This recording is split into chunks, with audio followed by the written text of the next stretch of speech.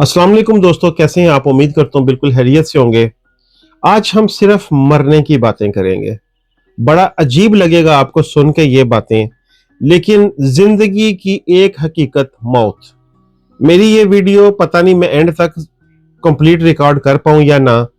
मेरी ये वीडियो इसके बाद पता नहीं आपको मेरी अगली वीडियो मिले या ना। हम कहीं पे सफर पे, घर में, बाहर, जहां भी हैं, हमें नहीं पता अगले पल हमने किसी को मिलना है, अपने मुल्क वापस जाना है, यहाँ पे रहना है, क्या करना है। लेकिन ये बहुत जरूरी पॉइंट है हर उस जिंदा बंदे के लिए जो इस वक्त यूरोप में है।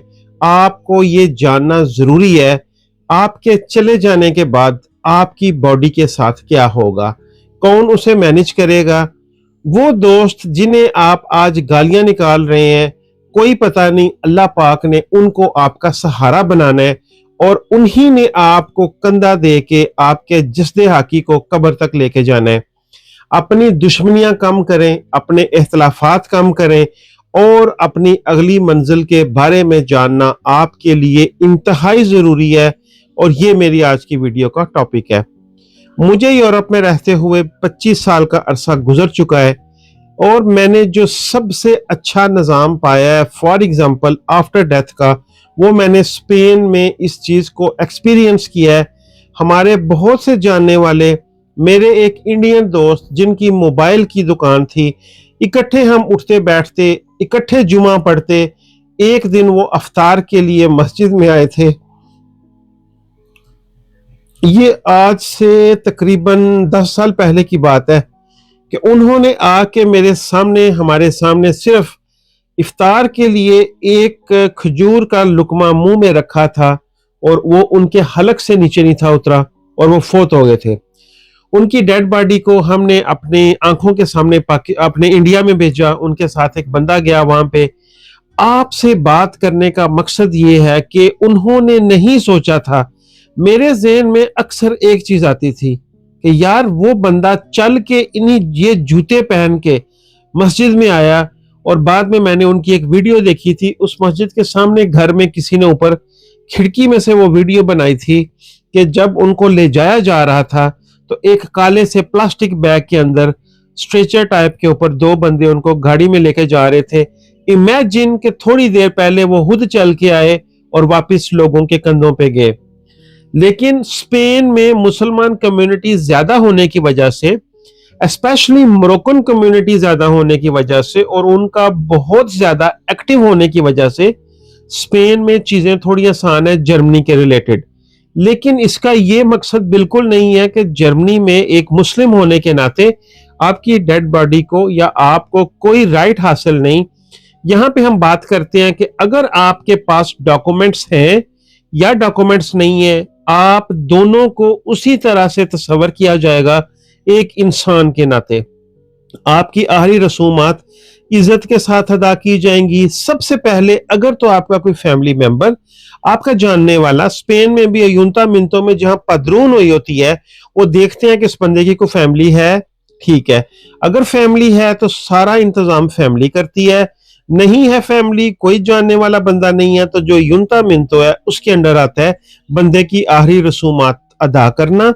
और जब उसकी कफन तक पहुंच जाता है बंदा, गुस्ल वगैरह, ये वो सारी मुस्लिम कम्युनिटीज है, उसके बाद क्या होता है कि वो आपकी कब्र का मामला बनता है। अगर तो आपने अपनी जिंदगी में कोई पेंशन खरीदी है, आपने किसी मस्जिद के साथ कोई कनेक्शन किया हुआ है।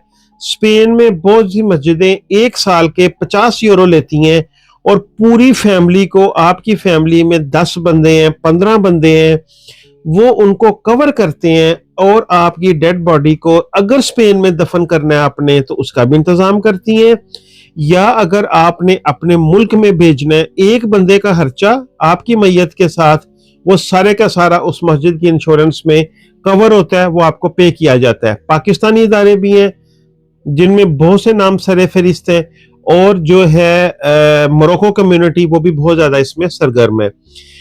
किसी भी मुल्क में कब्र की जो जगह है वो हमेशा के लिए नहीं होती। आपको 15 साल, 20 साल, 30 साल के लिए जगह मिलती है, उसके बाद आपने उसको रीन्यू करना होता है और वो कब्र की जगह 25 साल के लिए और रीन्यू हो जाती है।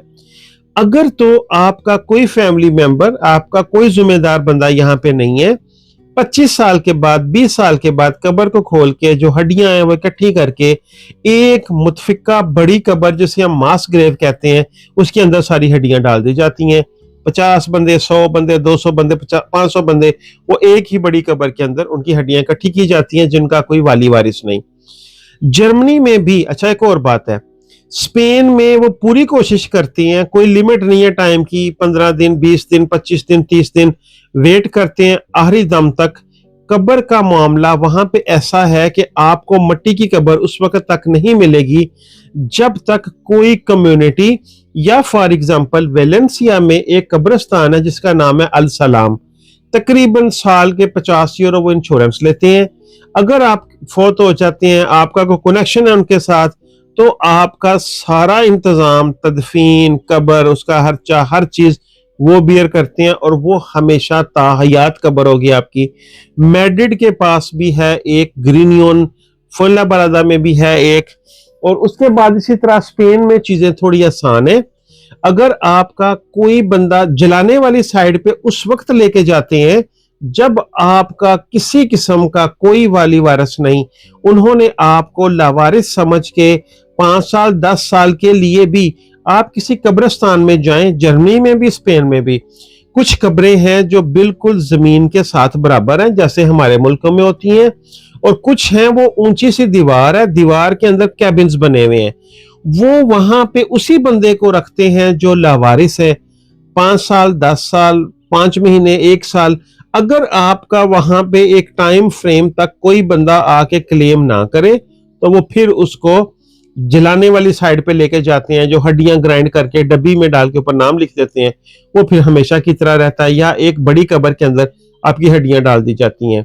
لیکن اگر آپ کا وارث ہے کوئی، آپ کسی دوست کو جانتے ہیں، زیادہ کمیونٹیز میں یہی ہوتا ہے کہ جس مسجد، جس علاقے کے ساتھ آپ کنیکٹڈ ہوتے ہیں، وہاں پہ یار دوست آپ کا سارا انتظام کرتے ہیں، اور مسجد، مسلمان کمیونٹی بہت سٹرونگ ہے ان دونوں ملکوں میں۔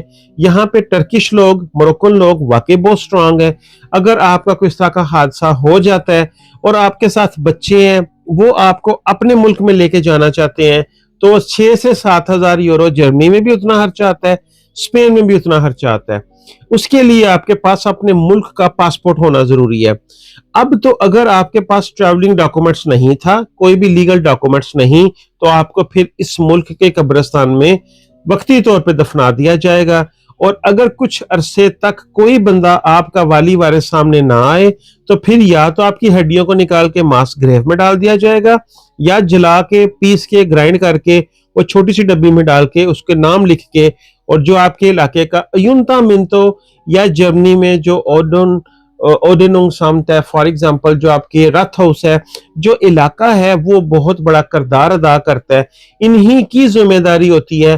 جرمنی میں 10 دن کا ٹائم ہوتا ہے، اور یہ لمیٹڈ ہوتا ہے، 10 دن کے اندر اندر بندے کا کچھ ہونا ہے، اگر نہیں تو پھر وہ پرابلم بنتی ہے، اور وہ بھی جو گورنمنٹ ہے وہ خود جمپ ان کر کے سارے کا سارا نظام، خود ہی کفن، غسل، ہر چیز باقاعدہ مسلم طریقے سے پتہ چل جاتا ہے ان کو یہ کس فیتھ کے ساتھ تھا۔ اور سب سے ضروری چیز ہے یہاں پہ سوچنے والی کہ آپ کو اپنے کمیونٹی کے ساتھ کنیکٹ رہنا آپ کا بڑا ضروری ہے۔ میں ہمیشہ دعا کرتا ہوں کہ اللہ پاک ہمیں، زندہ تو ہمارا نام ہے، یہ نہ ہو کہ ہم کبھی گمنام کی موت ہمیں آئے، ہمارے جنازے گمنام ہوں۔ سب سے زیادہ جس چیز کی ہمیں ضرورت پڑے گی مرنے کے بعد، وہ ہے کسی کا کندھا اور کسی کی دعا۔ دعائیں، جنازے، قبر، یہ بہت ضروری ہے، یہ آپ کے ہاتھ میں، اختیار میں نہیں ہے، اس کی تیاری کرنا ہمارے اختیار میں ہے۔ اپنے علاقے کی مسجد کے ساتھ رجسٹرڈ ہوں۔